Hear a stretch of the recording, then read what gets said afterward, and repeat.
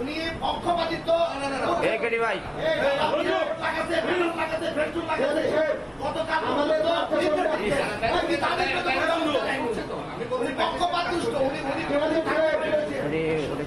Chairman মহোদয় গতকালকে মিটিংয়ে বলেছেন ব্যানার পোস্টার যারা করেছে প্রতীক বরাদ্দের পূর্বে এটা উত্তোলন করার জন্য বা এটা ইয়ে করার জন্য, তখন আমি ওই মিটিংয়ে সরিয়ে ফেলার জন্য বলেছে। তখন আমি উপজেলা নির্বাহী অফিসার সদরকেও বলেছি এবং আমাদের যিনি সহকারী কমিশনার ল্যান্ড ভূমি উনি ব্যবস্থা নেবেন, উনি আচরণবিধিটা দেখেন। তা আমি উনি আসার পরে ওনাকে বলেছি যে আপনি আপনার বিষয়গুলো আমি পড়ে শুনি, আমি আগে প্রতীকটা বরাদ্দ করি, এইটুকে বলেছি যে আমি প্রতীক বরাদ্দ শেষে আপনার কথাগুলো শুনবো। পক্ষপাতিত্বের তো এখানে কোনো সুযোগ নেই।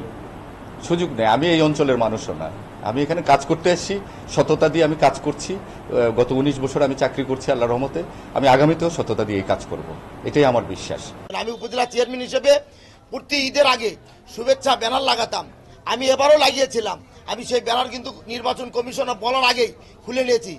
অত্যন্ত দুঃখজনক হলো সত্য, আমরা দেখছি কিছু অনেক প্রার্থী সাত মাথা সহ গোটা বগুড়ায় তাদের পোস্টার ব্যানার এবং বিলবোর্ড দিয়ে আজকে ভরে দিয়েছে নির্বাচন কমিশনের কাছে।